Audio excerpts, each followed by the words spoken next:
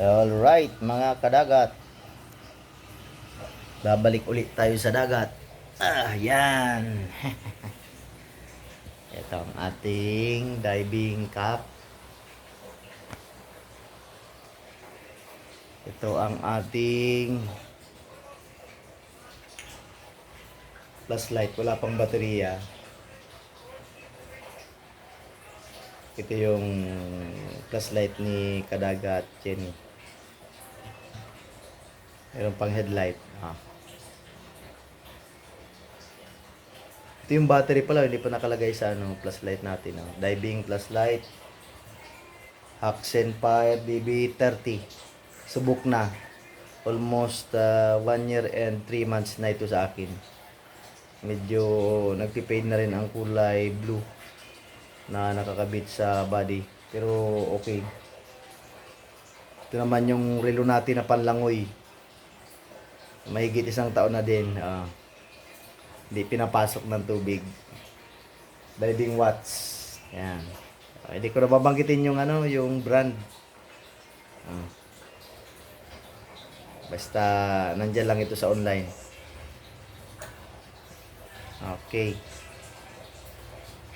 At yung pana natin nasa taas pa, tingnan natin. Punta natin sa taas. Tingnan natin yung pana kung naka-ready na. Pasensya na kayo dito, magulo ang dito, mga gamit Medyo magulo ang lugar. Pero okay lang. Ayan, nakasampay pa yung natin, yung damit na susuotin pandagat. Yan. Ito yung kay Kadagat dyan ito. Na susuotin pandagat. So yun ang palaging namin uniform pag pupunta ng dagat. Yan, medyo magulo dito. Tingnan natin asa na ba yung pana natin dito. Alright. Ito yung pana natin, naka-ready na. Ito yung gagamitin natin mamaya. No? Okay. Naka-ready na yung pana natin. Medyo matulis, sana makatama ng isda. Magdadala din tayo ng bakal kung sakaling kailanganin sa dagat. At magamit din ako ng dagdag na accessories kinakabit sa paa, nakakatulong sa paglangoy. Yan, panadyak sa Bicol ay po. At saka ano pa ba, may iba pang gamit akong dadalhin. Yan, dadalhin na natin sa ibaba itong isusuot natin pandagat. Yan na, tuyo na, gagamitin natin sa dagat. Yan, may life jacket tayo. Gagamitin natin sa dagat. Magdadala tayo ng tubig sa dagat. At saka pagkain. Yan, nakurukanta si Kadagat Jenny. Yan. Parang makakajakpat ng isda mamaya. So, sanang matulog, kaya lang medyo kailangan pumunta sa dagat kasi wala nang ulam, wala nang wala nang pera. Yan, nalagyan natin ng tubig yan. Magdadala tayo ng radyo. Okay, testing natin kung makaabot dito sa bunga.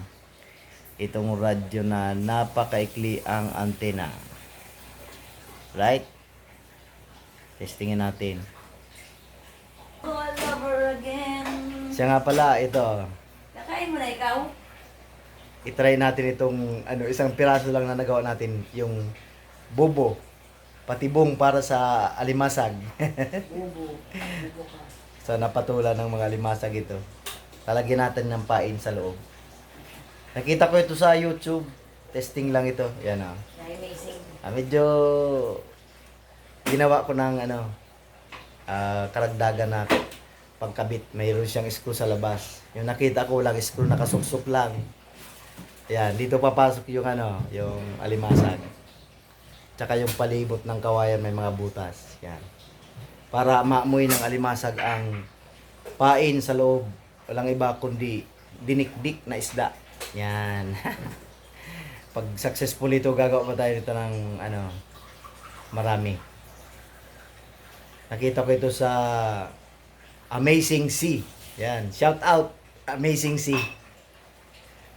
Meron bang da? Wala naman ano. Amazing Sea lang. Yung original na ano nila. YouTube channel. Amazing Sea. Nakita ko ito.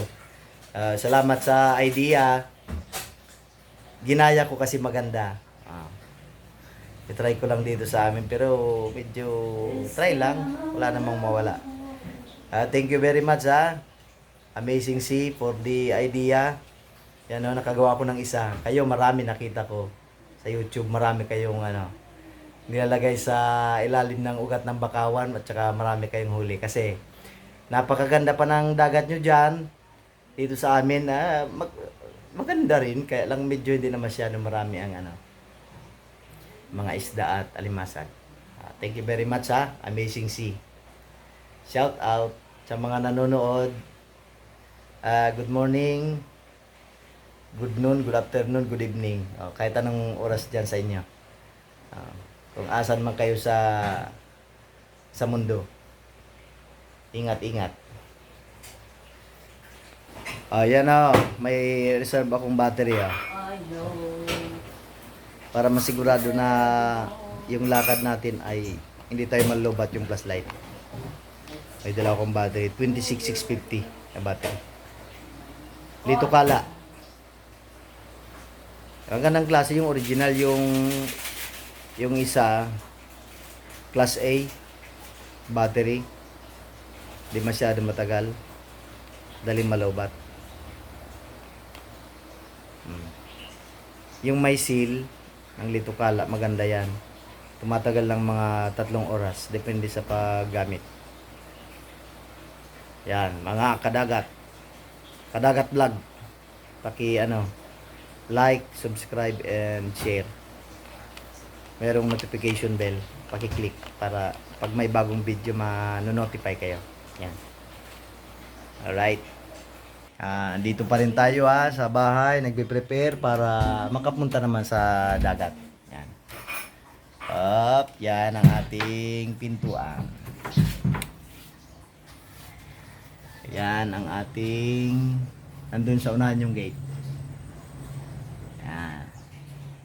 Mga kadagat.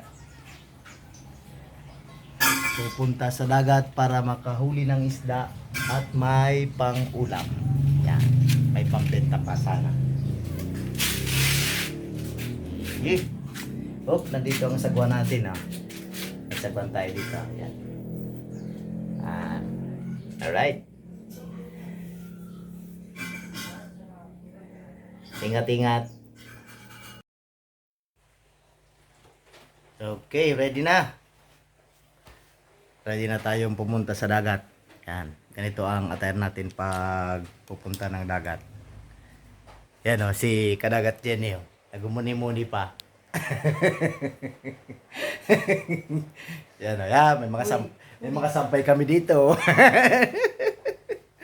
Yan, ganito talaga ang itsura namin pag pupunta ng dagat. Gagamitin natin yung luma na salamin kasi hindi tayo sanay doon sa bago. Nanibago tayo. Yan, itong gagamitin na ng flashlight. Haxen Fire DB30. Yan. Mayroon tayong baon na pagkain. Yan. Bawal magutom. Tsaka may tubig. Yan. Tsaka may radyo in case of emergency. Yan. At tsaka pa? Yan. May salamin. Alright. Abang-abang na lang bukas kung ano ang mahuli natin mamaya. Kadagat vlog. Ingat lagi. Ayan, Kadagat Jenny. Ingat lagi. God bless. Bye-bye. Bukas na lang kung ano mahuli, pakita namin.